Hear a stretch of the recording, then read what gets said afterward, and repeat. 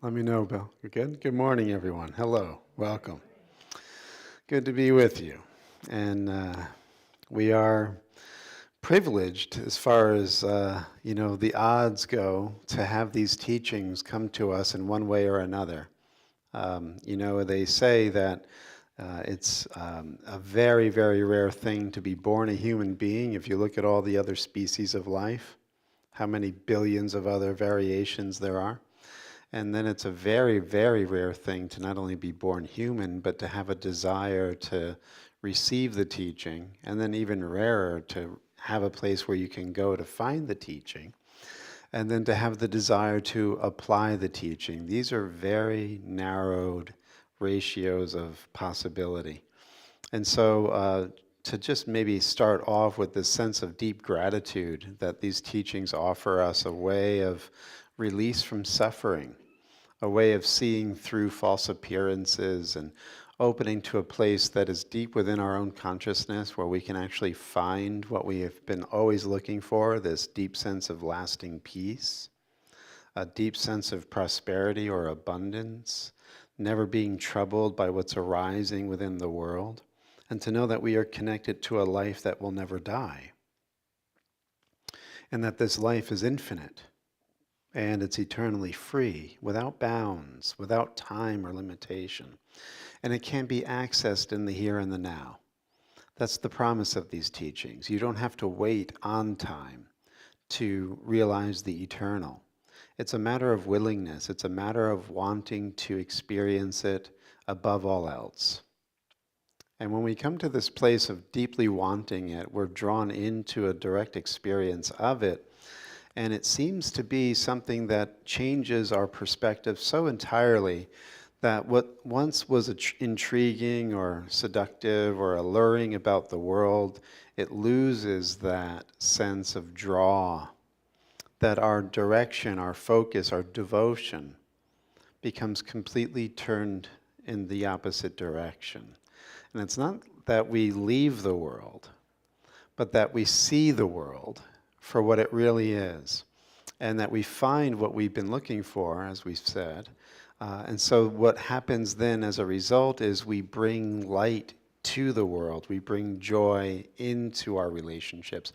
We're not trying to extract anything when we've come into this deeper sense of self or knowing that we've had this something birthed in us, and that is what we then can give rather than take. And so we want to look this morning on how this consciousness, this experience is realized through the inner journey of changing the way that we see, right? We see in terms of time and space and duality, all right? All of our thinking and perceiving is based within the framework of separation. That there is this individual here, encased in skin and bone, and he is experiencing something out there as an object within his awareness. And what these teachings are saying is that's actually the veiled creation. We'll see with Rumi that when we take the veil off, that we realize that there is no time or space. We are actually at home in God right now. And that is what we've been looking for. As the Course will say, there's one problem. Everything, everyone is having one problem, and that is there's the experience of being separated from the source of life, this non-dual reality, where we are in the abundant love of eternal knowing. And that one problem will then manifest in human experience as a myriad of problems, all reflecting back to us this deep sense of loss and hopelessness and, seeking but never finding what we need, losing what we did have. These things that show up within the world as problems or crises are really only repeats or recursions of this interior disconnect that we feel from our source. And so the solution to the one problem would be to come back home, to lift the veil, to open ourselves back up to the eternal state, and to realize that we are that. That's the real rub within this whole conversation. We, in our dualistic thinking, when we identify as the body of skin and bone, we really do think we're another self.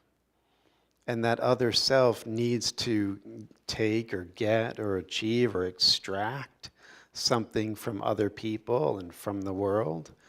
And of course, it never works out, as we've said. That's all a fantasy. It never fulfills. And the reason why it never fulfills is because we're not that self. We are under a hypnotic spell that we do believe we are that self. But we are not that self. We're actually the eternal infinite. And we experience this life as if it were the end all and be all, only because our entire focus and devotion are on the body identity.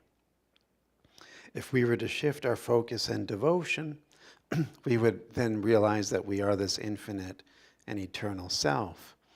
And being born into this conditioned mind, that shift in focus is probably the hardest thing you'll ever do in your life. Right? Because we are so conditioned to completely identify with this separated mind, and the separated mind, as its own inner process, rejects the possibility of ever finding that eternal infinite self. It doesn't show up on the menu of options. And to hear it presented within just human speech and human concepts, oftentimes there's really no pull, not enough to turn you around within the deep seat of your heart and have you go on that journey inward. That's why this difficult path, as Plato would say, the long, arduous climb, can only be initiated from above. Right? So pretty much every tradition recognizes this, that if you feel this call, if you have this desire to wake up, it's a divine gift. So the idea then, like we had said, how rare is it to be born a human being? And how rarer still as a human being to find these teachings. And then not only to find them, but want to put them into direct experience above all else. That requires a divine intervention. Right? Even the longing for it, as we're told in these teachings, comes from God. The faith that would be required to say yes and truly move on this path is a gift from God, right? So, Jesus will say, all that the Father draws will come to me. You can't come to me unless the Father draws you. The call must go out to you, and you must say yes to the call. And everyone has their time to say yes, right? So there's no coercion, there's no forcing, as we've said in the past. This isn't really a proselytizing, but it is a haven, a oasis for those that are ready and willing to make that deeper journey. And so, like I said, we're going to look at Rumi. We're going to look at some of the teachings of Joel Goldsmith and the Infinite Way. And we will go into our meditation through the pointing out instructions of A Course in Miracles. So before we begin all of that, let's settle into the present moment, find your breath, turn your attention onto the breath, and just open up to the possibility that you've been called, that you've been invited to come home.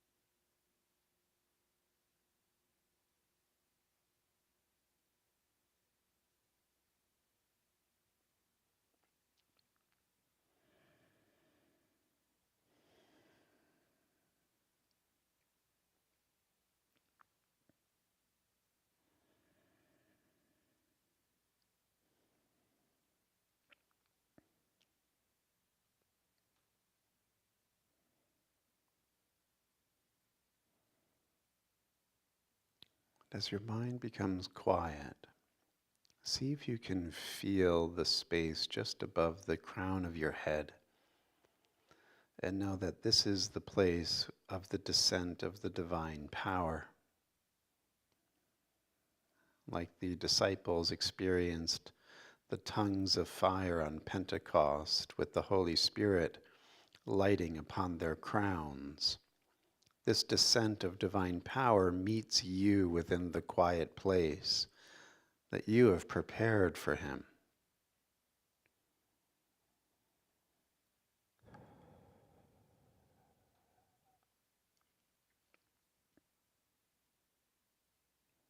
And this holy presence joins with you, abides in you.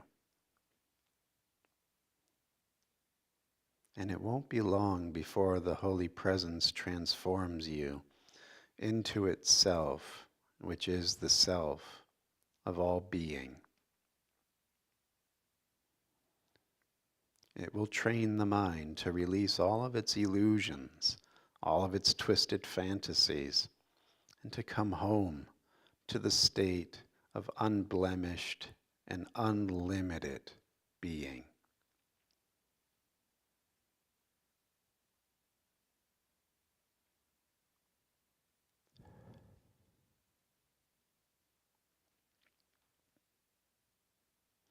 So feel the crown of your head becoming porous and open and receptive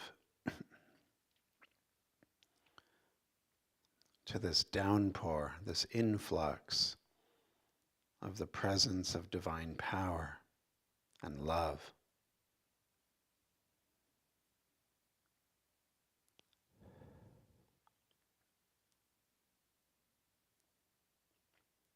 Feel it as it enters into your energetic field and circulates through your subtle meridian system, your nervous system, your blood circulatory system, and your chakra system,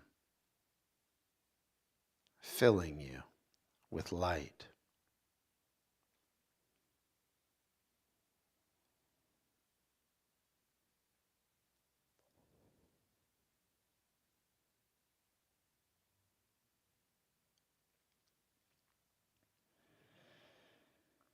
Feel it from the crown of your head all the way through to the tips of your toes. Divine effulgence radiating in all directions.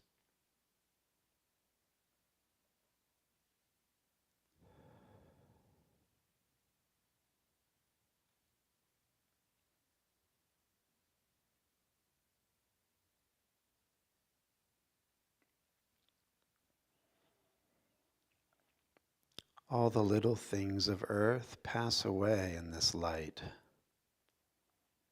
and only what is truly alive is here.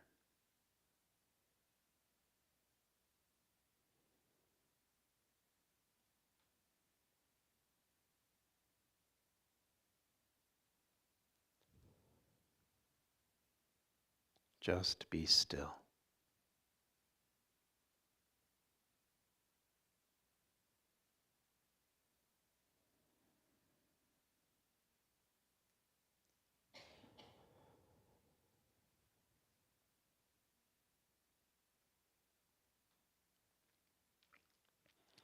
Today we will find rest.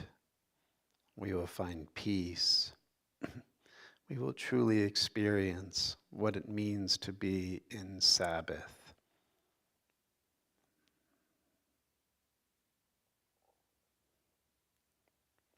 And so it is.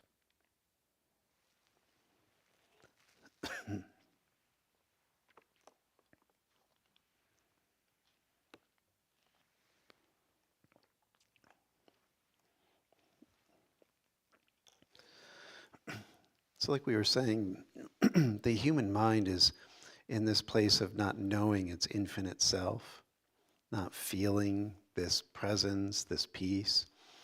In fact, the contrary is the case. Human experience or human consciousness believes in what Joel Goldsmith would say are the two powers.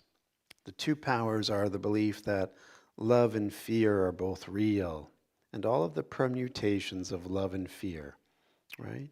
All of the things like war and peace, health and sickness, darkness and light, anxiety and quietude, all of these things that seem to be both existing within experience. They're both true. Both sides of the dilemma are real. Opposites are true. He says in the Course in Miracles that this mind that is in opposition can never have peace. Right? Peace is the settling of all opposition. Right? So what we want to realize is that the infinite self, the kingdom of who we truly are, is not found within the realm of human consciousness. Human consciousness cannot attain it. Human consciousness doesn't want to know it.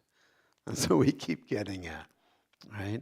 And so the more we're identified with human consciousness, the more we're devoted to the things of the world, the weaker the pull to know the divine consciousness, right? That's why it is an act of grace, because we all start out in the chains of human consciousness, and all of us are seeing the shadows on the cave wall thinking that they're real. We all start out as prisoners within time and space, right? Crucified on the cross of time and space.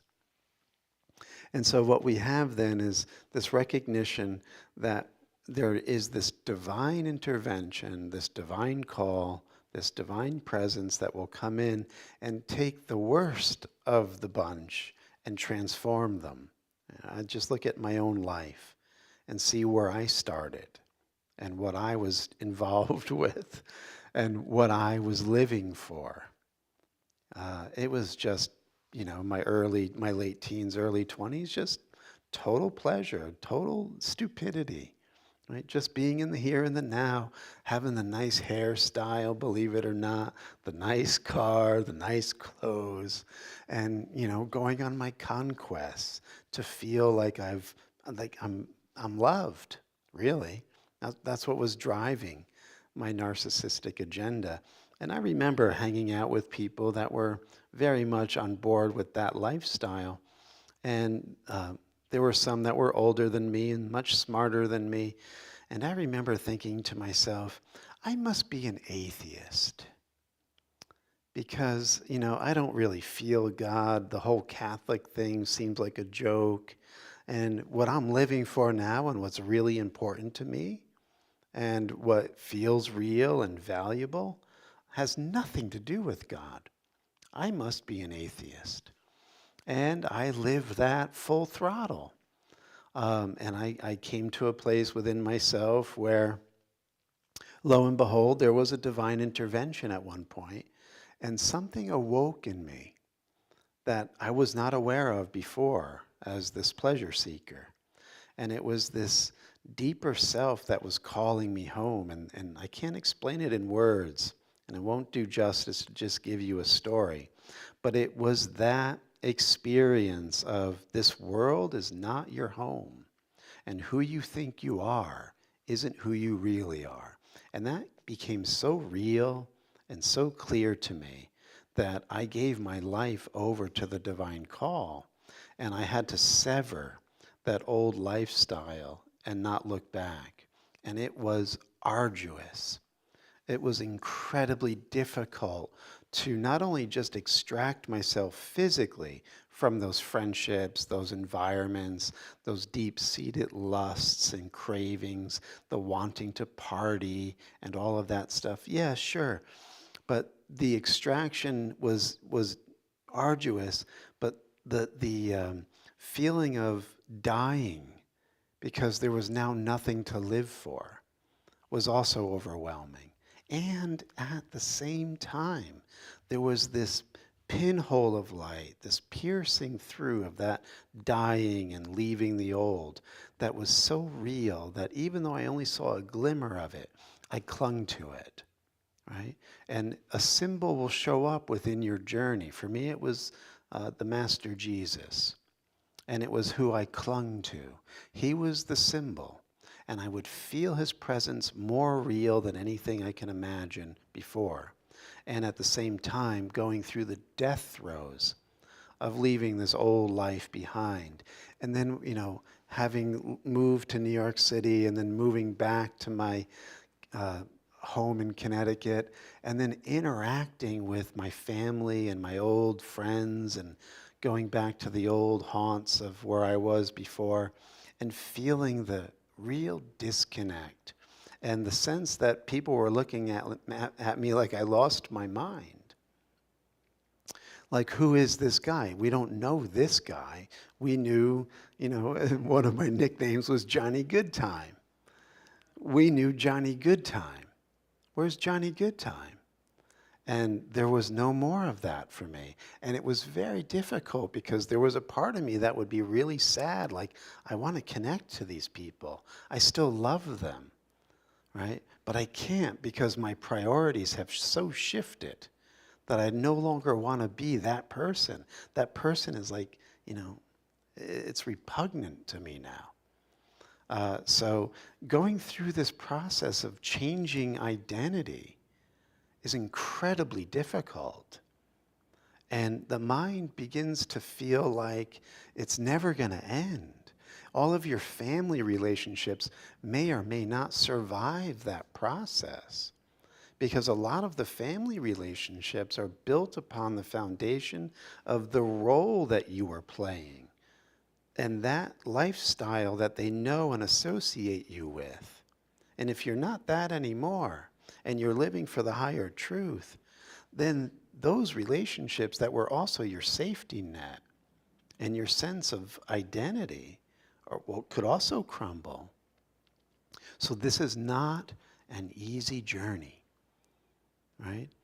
So you have to, as Jesus says, you have to sit down and count the cost before you say yes. As he had said, if you want to go and build this big house and you don't go through the whole planning stages and know what your budget is, you might start out trying to build this house and eventually you run out of money. And now you're a laughing stock. You got, just the frame up. And then he says it's like you're a military general and you need to plan and go to war. But you're not sure how you're going to face the other side. So you better know what you're doing before you get into something, horrendously tragic for you and your soldiers. So in other words, counting the cost means don't think you're going to have an easy time going through this shift in identity, right? Like I had said earlier, this will be the most difficult thing you've ever done in your life. But why wouldn't it be? Because the reward is so great. You literally start out with nothing, as nothing, cut off from your source. And you come back to infinite abundance, infinite joy, infinite love, right? Infinite connection with all living things. In order to get from there to here, it's going to require something of you. Are you willing to put your hand to the plow? And there's another metaphor. He says, no one puts their hand to the plow and looks back. In other words, once you say yes, you got to be all in, right? So this is the hard saying of Jesus. If you love your life, you're going to lose your life because it's not really a life. It's a will-o-wisp. It's a fantasy of a life. It's a mirage. It's a hallucination or a dream. It's not real. Where are your 20s now? Where are the pleasures that you were finding when you were at your prime? And they're gone, right? You wake up one day, you look in the mirror and you're like, I'm 50, I'm 60, I'm 70, I'm 80. Where's my life? What happened? Will-o-wisp. Here today, gone tomorrow. So is everything in this world. It's all impermanent. So you realize that you start with nothing. You are nothing. But you will come to a place of knowing that you are everything and you have everything. How much are you willing to give for that? Will you be devoted to that? Will you say yes? Right? So this is the call. And when you say yes to the call, you're no longer alone. Like I was saying, even in my darkest hours of turmoil and sadness and seeming loss, his presence was a comfort to me. There was always the assurance. I never lost faith. I never felt like this is my undoing, even though it was the hardest thing to let go, to leave behind. It never turned out to be a disappointment. Because then you will actually find your true relationships. So often when we're still within this stage of living the human way, we're trying to make these relationships that we currently have to be something they're not, so that we can feel the joy that we so desperately need. And they're never fulfilling. In fact, oftentimes they're quite trying, if not tragic. And so we oftentimes think that these relationships need to be here in order for me to get what I need. And when they go away, when you start to take this inner call, you feel like you're not going to ever get anything to replace them. But you do. You actually get the relationships that will mirror where you are now and who you are now. You will actually have people showing up in your life that actually reflect back to you your inner longings and devotion. And then you can truly join with people like that. You can truly share with people like that. That was one of the things that I realized early on. As Johnny Goodtime, I had no friends. I had acquaintances, right? They seemed like friends.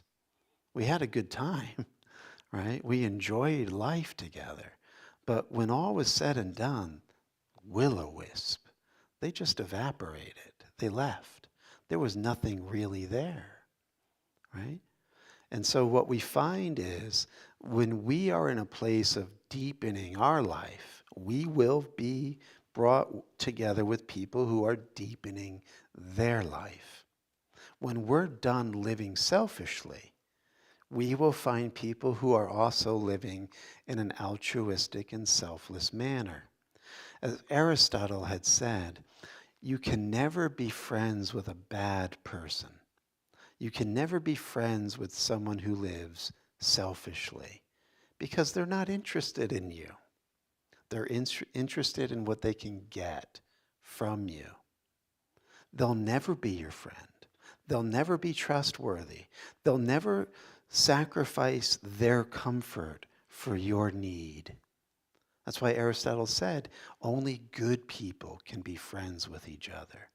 Only people who are transparent, authentic, living selflessly can actually join in a real and lasting relationship. So that's another test that comes along the way in this spiritual ordeal. You begin to really know who are your friends in your family.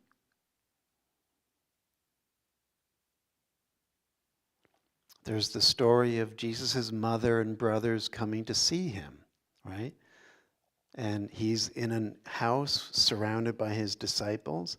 And the verb that Mark uses in his gospel, when translated from the Greek, it would be they came to arrest him, to lay hold on him, because they thought he lost his mind.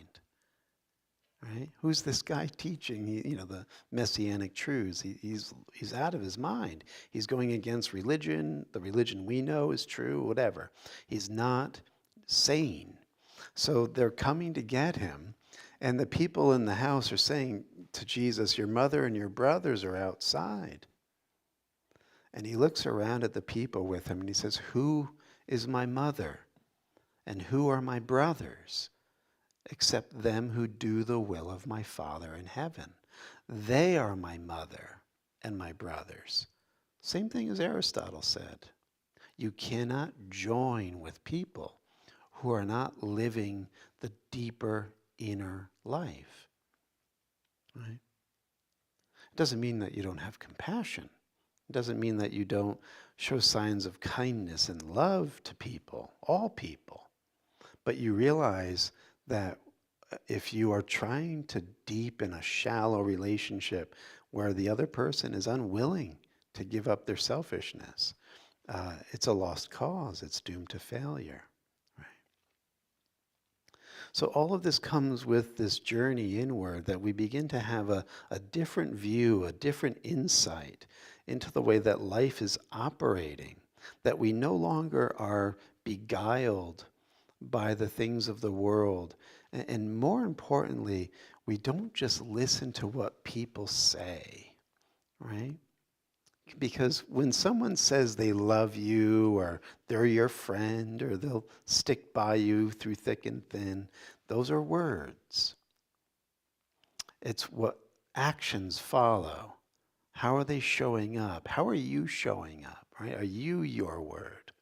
Right? This is something that is going to be a lifelong struggle, probably, until you reach that place of real connection. That we have to go beyond just the mimicry, just the saying the niceties, but actually following it with true action, embodying what you say, right? Because words, again, are will-o-wisp. They don't really mean anything if they're not followed by action, by true embodying, right? So let's get into some of these readings here.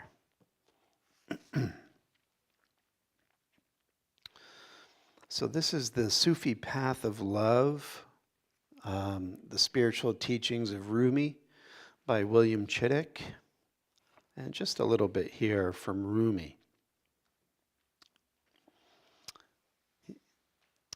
He starts by saying, Rumi has nothing but pity and disdain for those who look at the world around and within themselves and do not understand that what they are seeing is a veil over reality. The world is a dream, a prison, a trap, foam thrown up from the ocean, dust kicked up by a passing horse, but it is not what it appears to be. Here's Rumi's quote. If everything that appears to us were just as it appears, the Prophet Muhammad, who was endowed with such penetrating vision, both illuminated and illuminating, would never have cried out, O Lord, show us things as they are.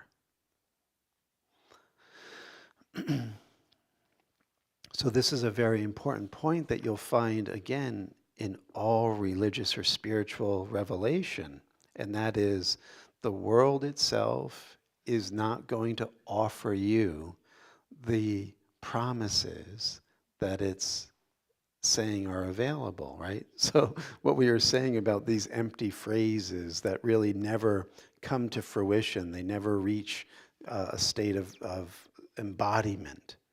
The world will never fulfill on its promises.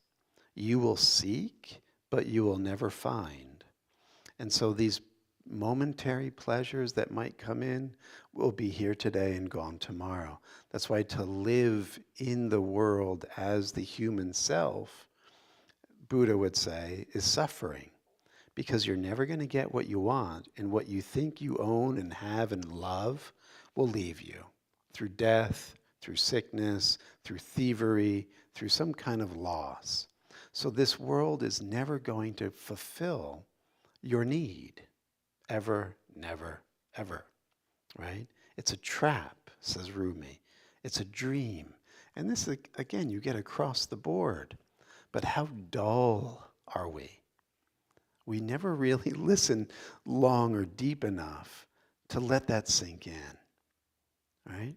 Because, again, the human mind doesn't want the infinite self.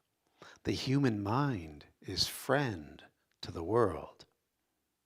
The human mind actually is one with the world.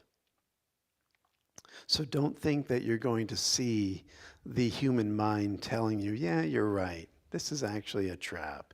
It's a dream. No, the human mind will double and triple down as these impulses and voices and feelings within your consciousness to make sure you stay secure within the world. It'll always give you just enough to hold out hope that there'll be more, that around the bend I'll move to this lovely place. Around the bend I'll have my grandchildren all around me. Around the bend I'm going to go through this healing protocol and finally be rid of this disease, and then I'll be happy. The world's promises are always not yet. And so this is something, again, as we mature within these spiritual teachings, we begin to directly see. And is it comfortable? No, it's very uncomfortable because it causes us, in a way, it forces us to have to change everything we think and know. It's the most difficult thing you'll ever do, right? To lose faith in the world and to truly put faith in God is quite the challenge when we are still identified as the body. A little bit more with Rumi. Having entered into this world, the spirit forgot its original home and its relationship with God. Human beings identify themselves with their egos and are unaware of the ocean of the spirit that lies just below the foam of their awareness. If a human being can pass beyond the veil of her own ego, her spirit can rejoin its original state of purity and unity. Right? So when we begin to question the reality of the world, we begin to journey to that unity that's beyond opposites. Rumi says, the body did not exist, and I was a spirit with God in heaven. Between us was no speaking and no listening, just pure communication. We were not composite beings, but rather one substance, without head or feet. Like the sun, we were one substance. Like water, we were pure and without ripples. Right? So this is our natural state. In fact, it's the here and now at some dimension of our being. Right? We're not an image. We don't have a head and feet in this deepest state of our being. In fact, as all these esoteric teachings will say, who we really are was never born. And who we are can never die. And it's only by finding that Christ within, the great unborn, that we will find relief and rest for our soul, right? By thinking we're the image, this is where we find ourselves outside of Eden, right? Because we took the forbidden fruit, which is the belief in two powers, right? Good and evil. That's what thrust us out of the unity of our relationship and direct communication with God. This unity never left, but we're unaware of it because we have a mind in opposition. It believes in two powers. It believes in an inside and an outside, a me and the rest of you. Really believes it, right? It's so friggin' real. And yet, what if? What if that's a hallucination? What if Buddha and Jesus and Rumi and so many others are right? That it truly is a hallucination. That I'm not in here and you're not out there. But that we're one eternal substance filling infinity. What if that's true? And everything else is a dream. And you can find that because you are that. All that's missing is your devotion, your attention, your willingness to remember, to let go of what you've made within this world. Right? And the irony is, and this is something that's also very troubling as we go on this path of transformation, we think we're going to let other people down. That if I let go of my beliefs in everything that I've built my life on, then I can't be there for those who need me. Right? They depend on me. How will I be able to, rest if these people are in turmoil and chaos? And what am I going to just go on a mountaintop and forget to hell with them? No, that's not what happens, right? Because what you'll find is anything that's being done out of obligation or guilt because you're playing a role that isn't really real, that will drop away. But you will also be a sustaining force and a provision for those that are truly in need. But you're not doing it. It doesn't come from you. Right? That's how we exhaust ourselves, and it never really works out the way we thought anyway. When we come to this place of unity within, we find the resources for all that we need, and it flows from us. Right? So people will receive from us sometimes before we even think. Like, this is the beauty of what Joel is saying in the Infinite Way teachings. Prayer, he doesn't pray for anyone.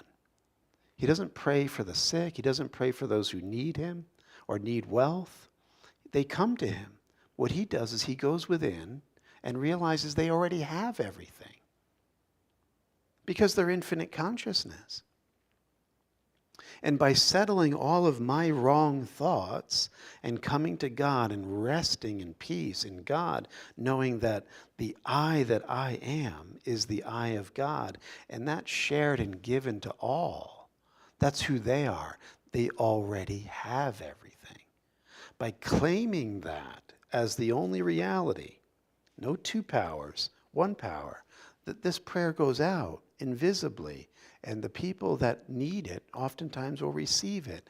But that will depend on their receptivity and their willingness, right? So you can't force this on someone, and if someone is living selfishly or harming others or being deceitful in their lifestyle, then prayers oftentimes will not be received, even though they're constantly being offered. But what you're doing is simply going within and knowing that they have access to infinite supply. And when they're ready, they'll receive it. You're not going to try to be the boss or the one who controls or manipulates their life so that they do what you think they need to do, or you give them more than you can possibly give them, right? And end up feeling betrayed or taken advantage of. These things go away, right? All guilt in relationships go away. And you find that everything finds its harmony, its right balance and right place.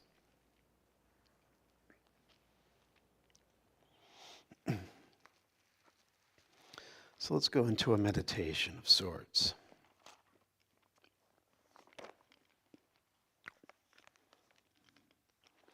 This comes from lesson 109 in A Course in Miracles. I rest in God. We ask for rest today and quietness, unshaken by the world's appearances. We ask for peace and stillness in the midst of all the turmoil, born of clashing dreams. We ask for safety and for happiness, although we seem to look on danger and on sorrow.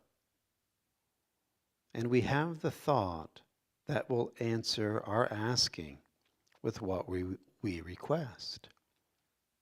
I rest in God. This thought will bring to you the rest and quiet, peace and stillness, and the safety and the happiness you seek. I rest in God. This thought has power to wake the sleeping truth in you, whose vision sees beyond appearances to that same truth in everyone and everything there is. Here is the end of suffering for all the world and everyone who ever came and yet will come to linger for a while.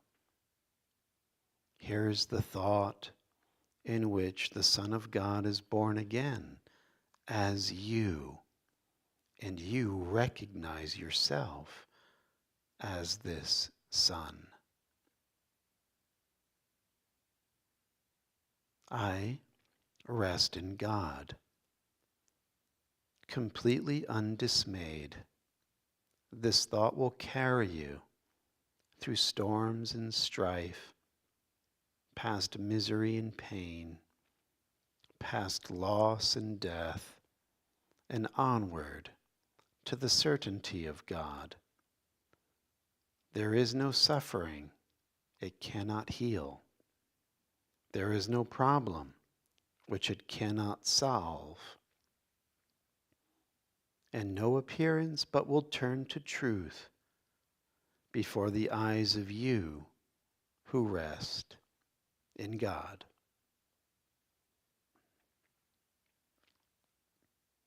In Him you have no cares and no concerns, no burdens, no anxiety, no pain, no fear of future, and no past regrets.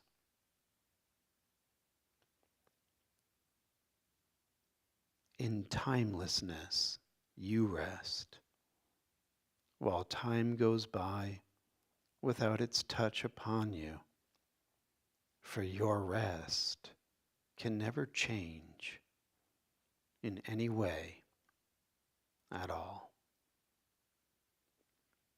You rest today. And as you close your eyes, sink into stillness.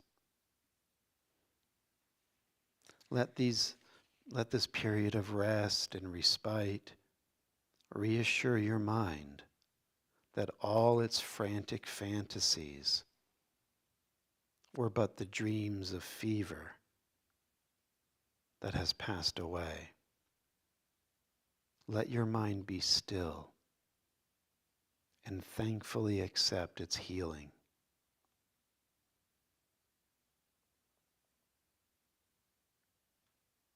No more fearful dreams will come now that you rest in God. Take the time now to slip away from dreams and into peace.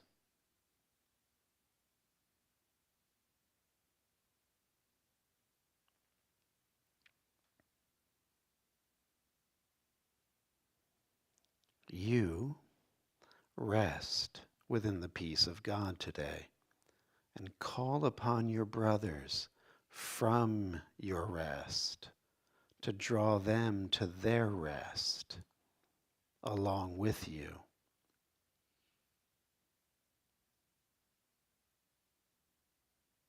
You will be faithful to your trust today, forgetting no one, bringing everyone into the boundless circle of your peace.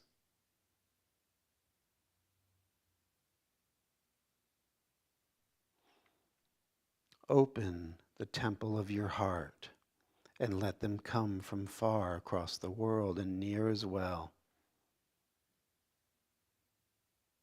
Your distant brothers and your closest friends. Bid them all enter here and rest with you.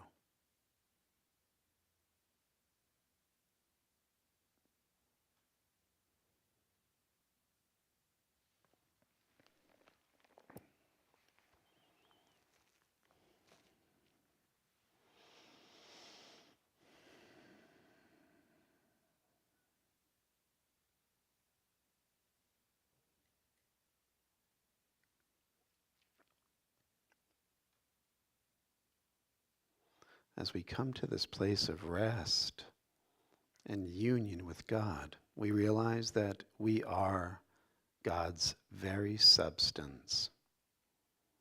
Everything else was a feverish dream. And so this self, this divine substance, cannot be sick. It cannot have problems. There is no discord or dis-ease in its nature. Let us realize this and rest in this and invite all to discover this in themselves.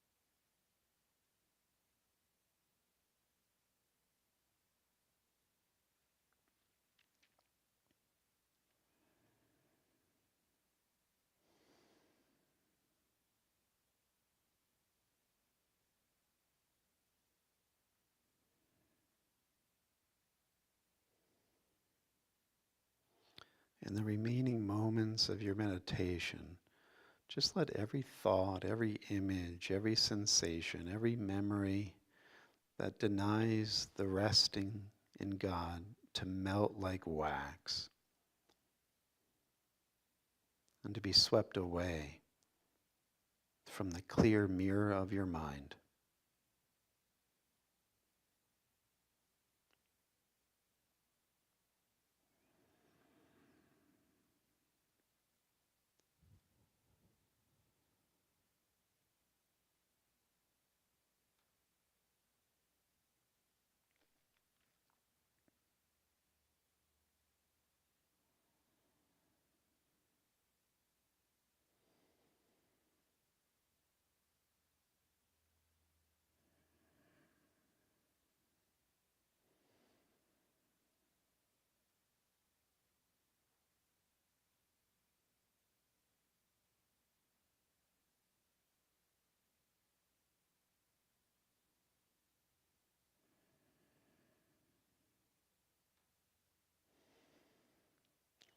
Even allow your self-image, your face, your body identity to just melt away.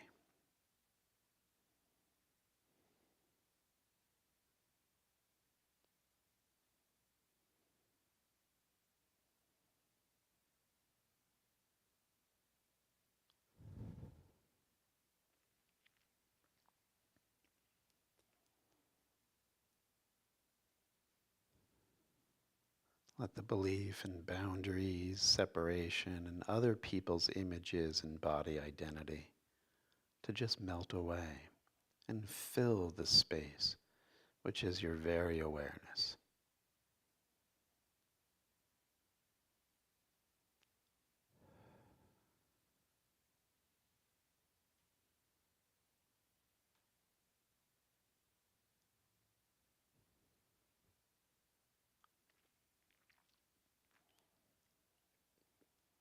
And as we join in this sacred field beyond good and evil, beyond right and wrong, where the very thought of other seems comical, we bring our hands to heart and honoring the unity beyond all duality.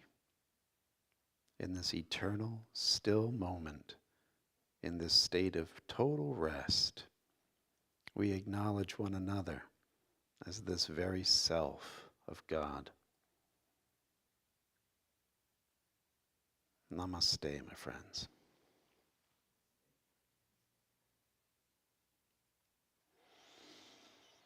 Blue bag's going to go around.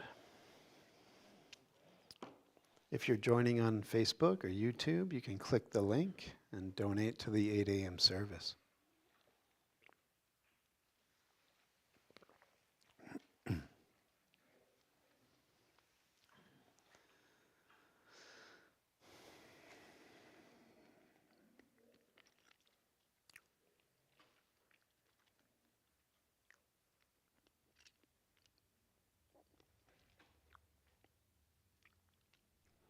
Any thoughts?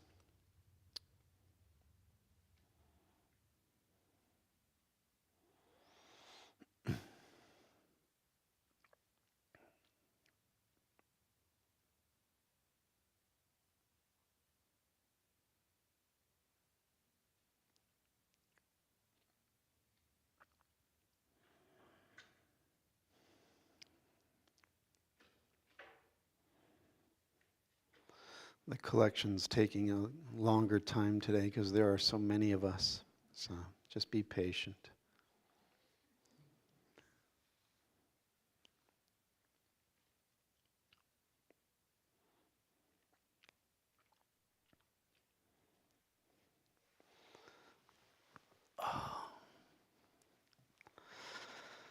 And we bless the offering. And may it bear fruit in truth, goodness, and kindness in the world. And so it is. Amen. Thank you. All right, we can rise. Seal the deal. Let us make a commitment to ourselves to stay within this restful repose within the heart and allow this light to go before us and not live our life in stress, so that we can know that the light of God surrounds us, the love of God enfolds us, the power of God protects us, and the presence of God watches over us. Wherever we are, God is. Amen. Have a beautiful morning. Thank you so much.